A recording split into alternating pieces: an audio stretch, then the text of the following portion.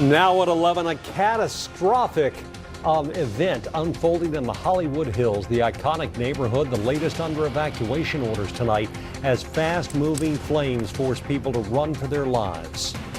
Well, the fire was coming at 60 miles an hour and I couldn't see, and it was so smoky, and I said, well, it's time to leave. We'll take you live to Los Angeles and those fires that are burning out of control.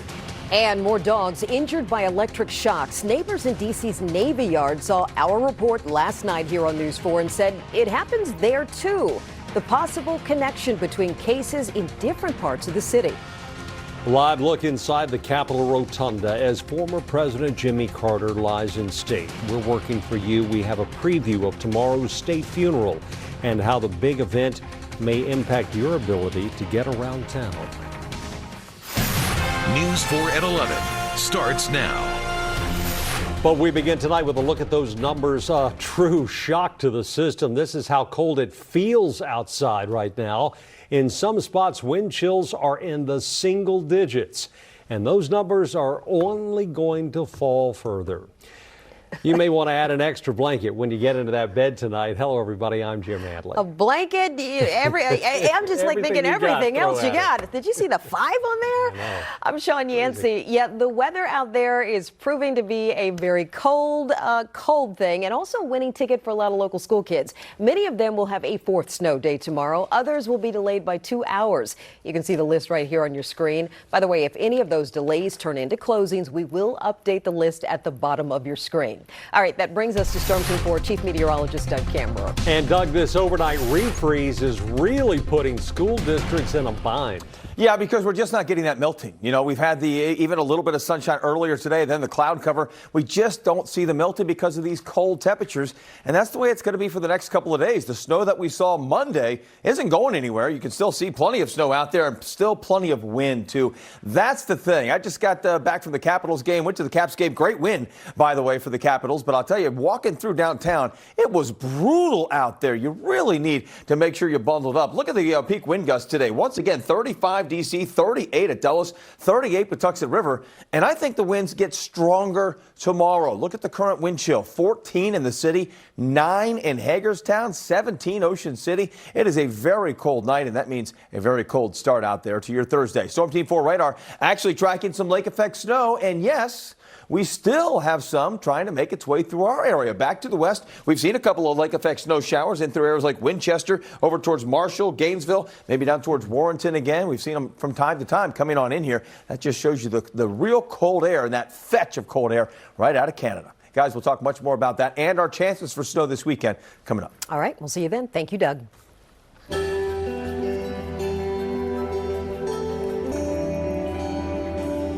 Tonight, the nation remains in mourning, remembering the remarkable life of our 39th president. For a second night, former President Jimmy Carter's body is lying in state on Capitol Hill.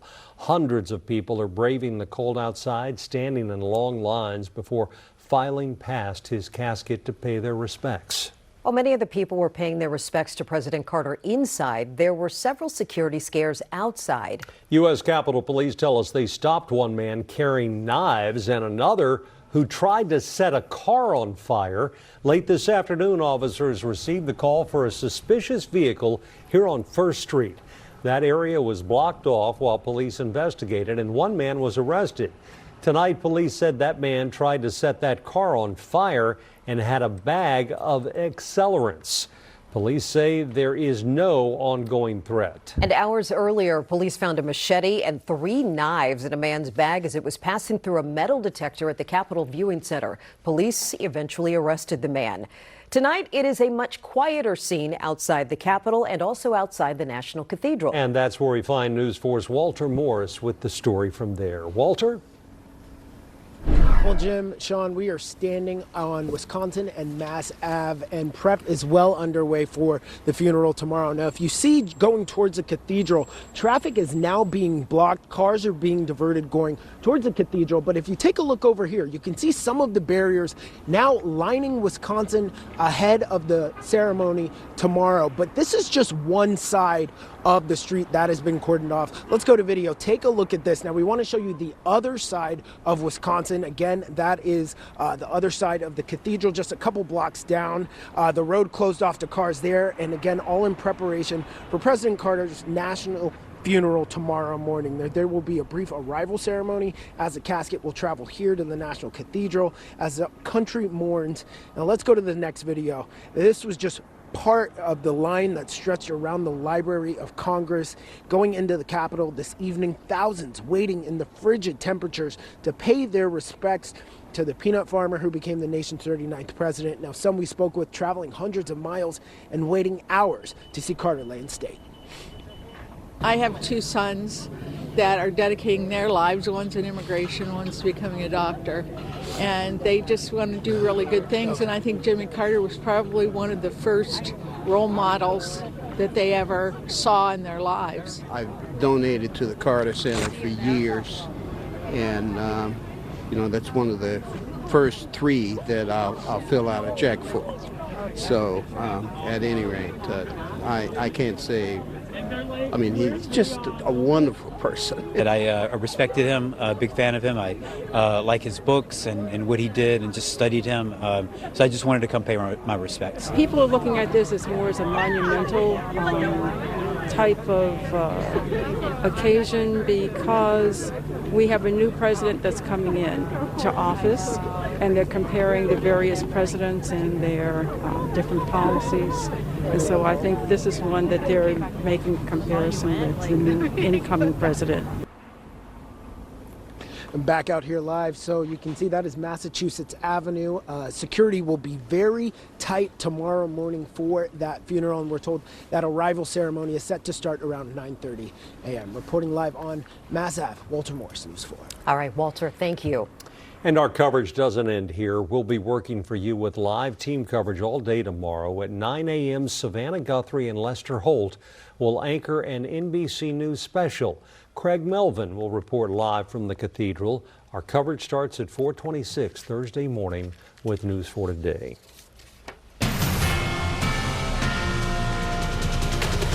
Now to the breaking news out of California. Live pictures show the eerie glow of fires lighting up the skies over LA. For the second night in a row, a series of fires are burning out of control. The flames fueled by those fierce Santa Ana winds.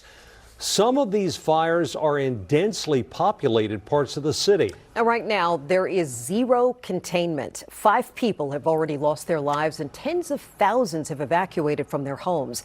Tonight, the city's mayor said more evacuations are likely. If you receive an evacuation order, please leave immediately. If you receive a warning, get ready. Protect yourself and protect each other. Countless firefighters from several states are now helping battle those flames. The fire has destroyed more than 1,000 structures. NBC's Jennifer Bjorklund is live in the Pacific Palisades with a closer look at the devastation. Jennifer, we spoke about, 3 hours ago. What is the situation like right now?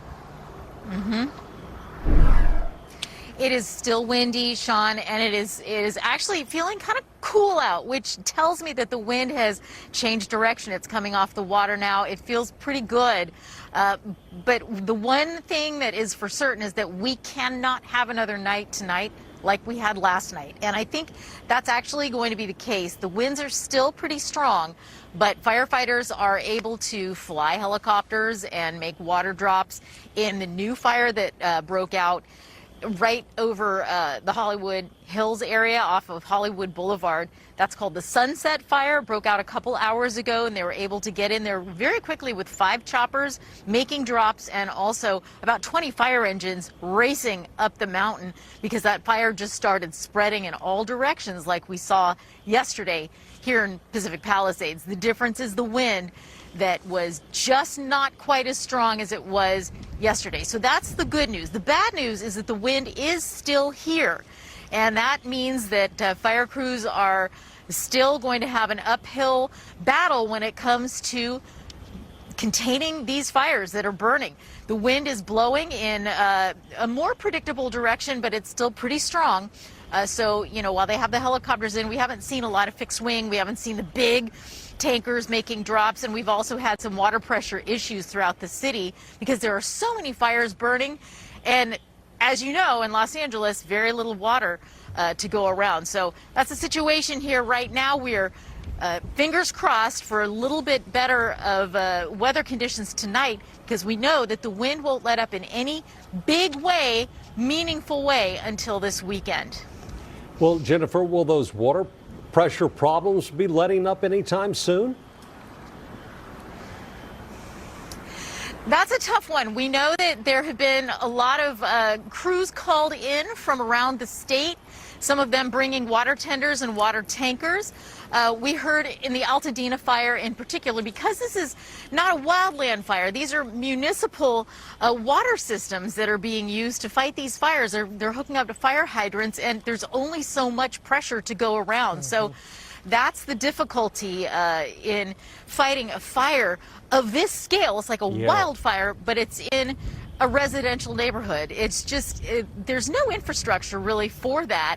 And this situation is very unusual, even for California. All right, NBC's Jennifer Bjorklund live for us in Los Angeles. Be safe. Thank you for bringing us the story there live. Incredibly scary for so many people there in harm's way tonight. California, by the way, 3 hours behind us there. So they are just beginning the nighttime firefight. You saw it was dark. News 4 is working for you overnight, following the latest news conferences and updates. So wake up with us for the very latest information first thing in the morning. News 4 today begins at 4:26 a.m.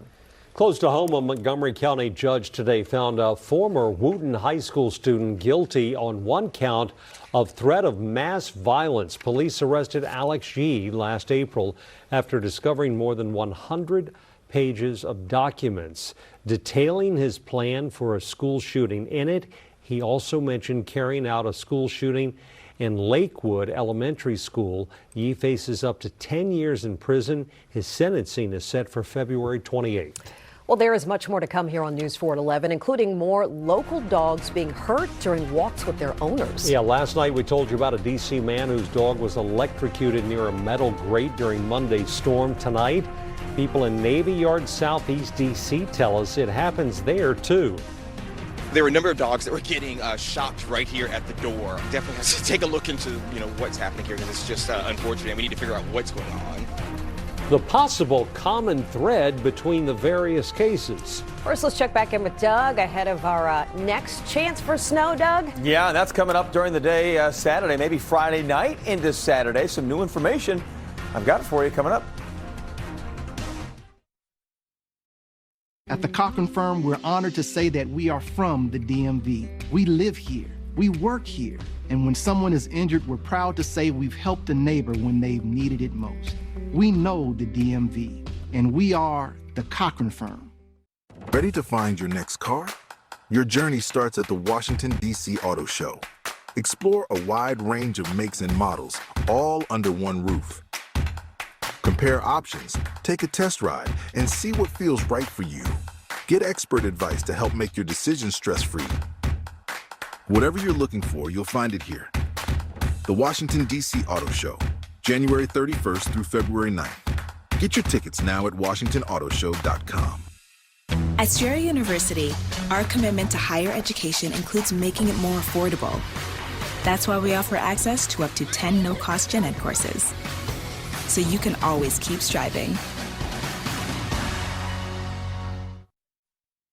Last night at 11, we told you about the apparent electrocution deaths of 2 dogs at the same location in Northwest D.C.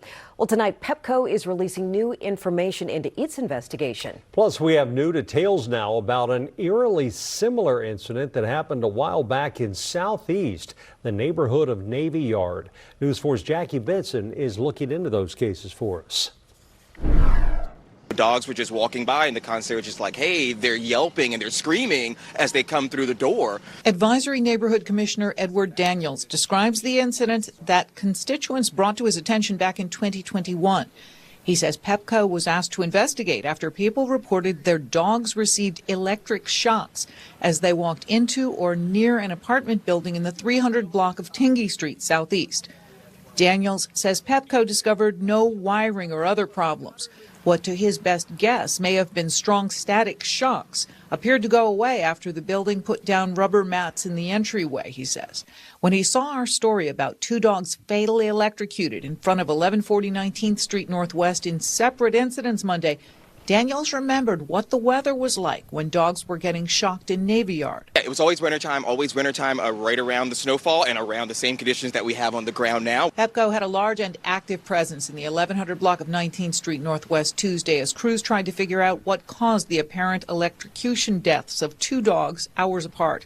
One was King, a boxer. He was a beloved pet and support dog for 20-year-old Nico Williams, who told News 4 what he felt when he kneeled down to try and help the dog he called his baby brother. I felt electricity on the ground and throughout his body. In an updated statement, Pepco said crews conducted an inspection and have confirmed there is no stray voltage in the area and the area is safe. Pepco is conducting a thorough investigation of this incident to understand what took place and what may have caused this issue.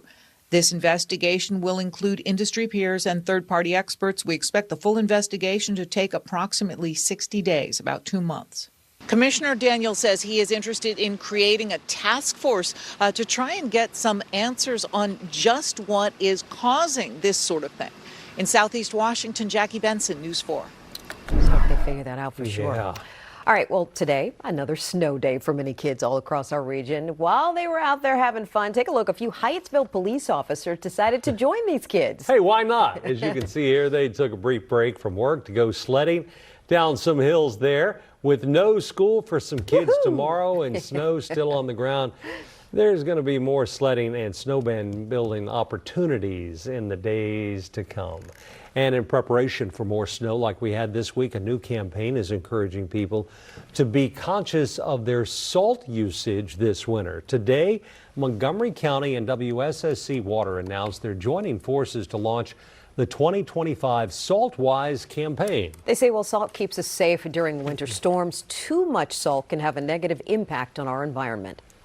It's an important tool for keeping us safe, but it's harmful for our plants, the Potomac and Patuxent rivers, which are drinking water sources. It can also harm animals and our built environment.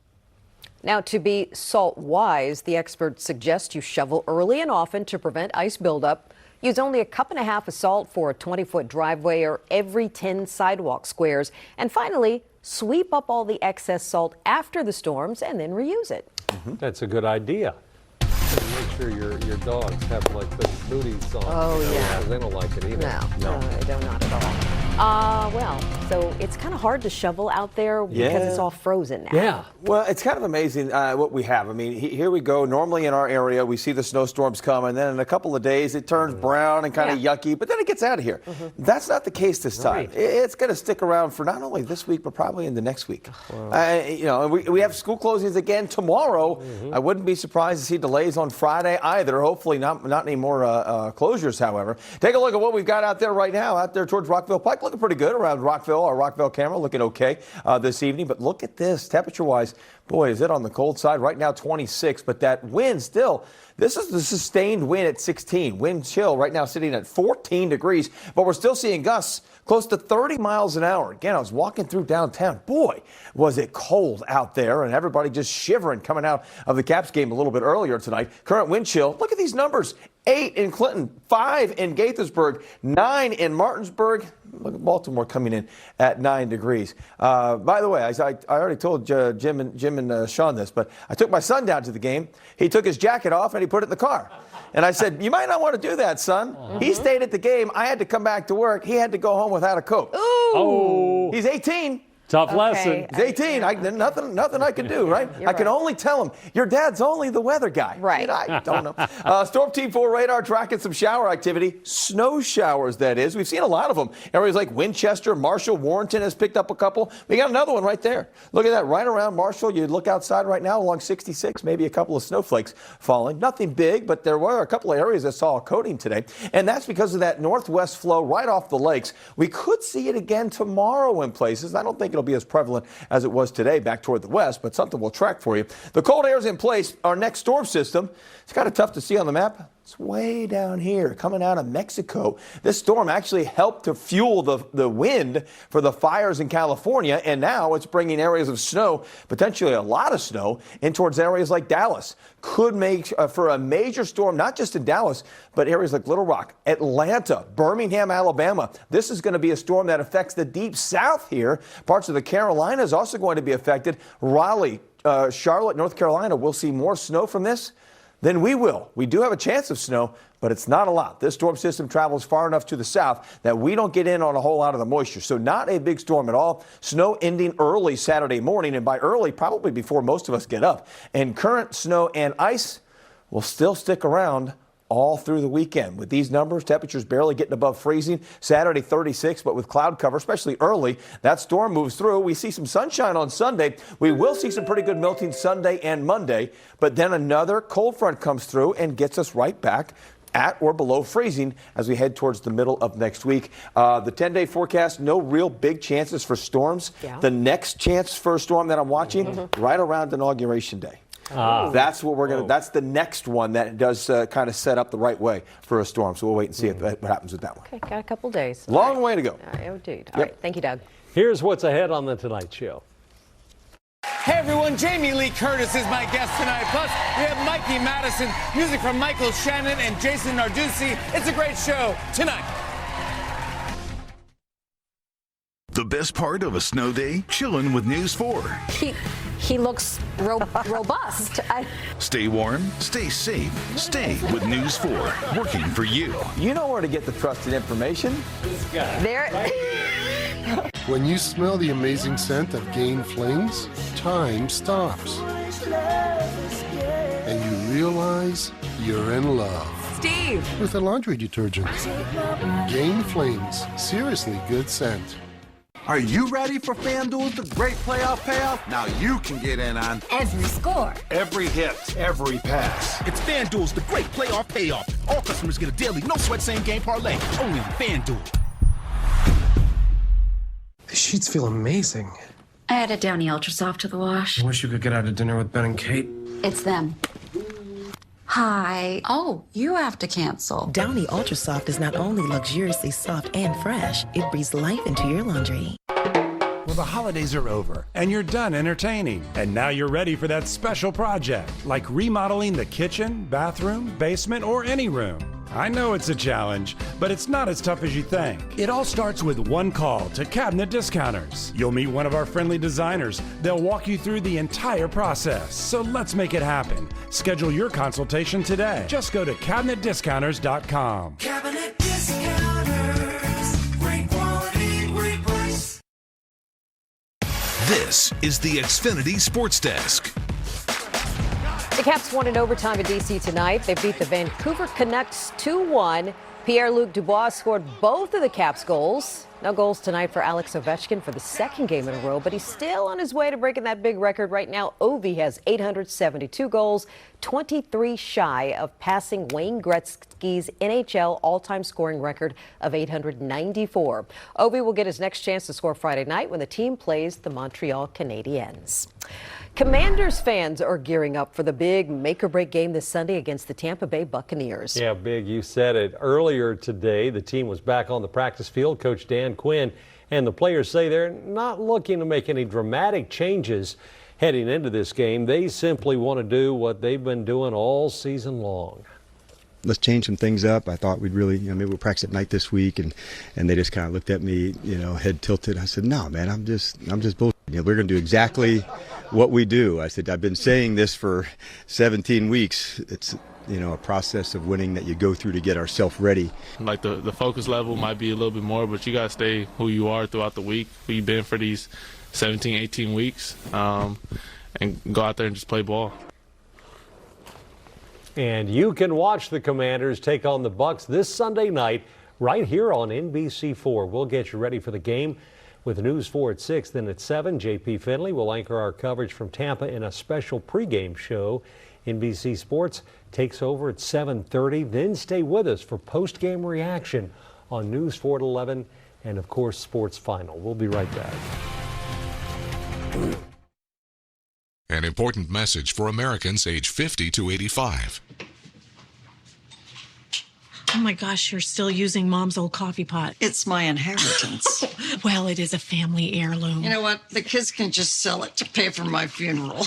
It's a good thing you have life insurance. Life insurance with our family history. Don't you know about Colonial Penn? It's guaranteed acceptance whole life insurance with no medical questions asked. I'm on a fixed income. Who isn't? You have it? We all do. John, Maria, even Paul with all of his medical problems. Colonial Penn. That's right. Colonial Penn Life Insurance Company. As you get older, your health may change. Colonial Penn understands that. And we don't think it should keep you from getting life insurance to help protect your family. That's why we guarantee acceptance to everyone aged 50 to 85. No health questions, no medical exam. Applying is easy. And you have your choice of options starting at $9.95 a month, a few dollars a week, 35 cents a day. And your price will never go up. A lifetime rate lock guarantees it. This protection can last a lifetime, too. Some insurance policies end once you reach a certain age. Not this one. Pay your bill, and it's yours to keep for as long as you'd like. How did you apply? Called for information, got an application, filled it out, sent it back. It took a few minutes. And look at this. They sent me this free beneficiary planner just for calling. I filled in all my important information and final wishes. Now my kids will have everything they need in one place. Ready to learn more? Call for free information and your free gift. There's no obligation.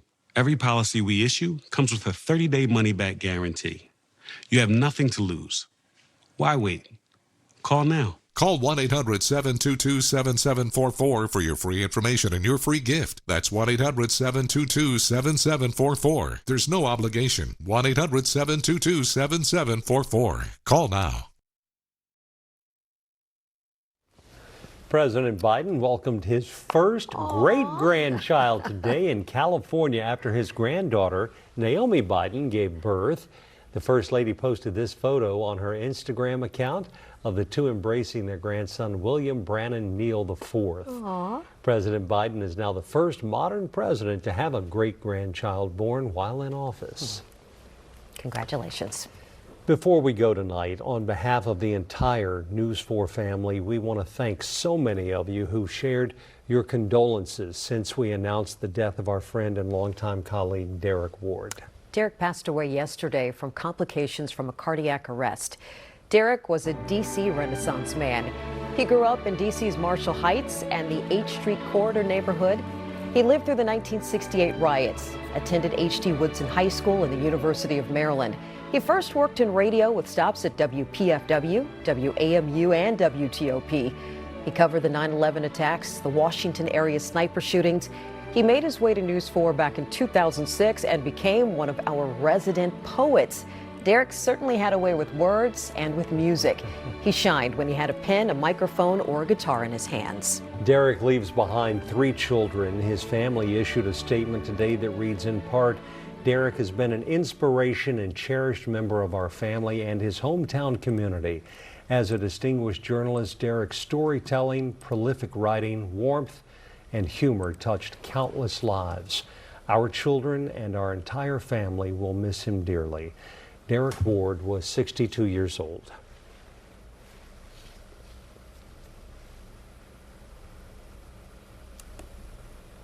I was coming home from work, traffic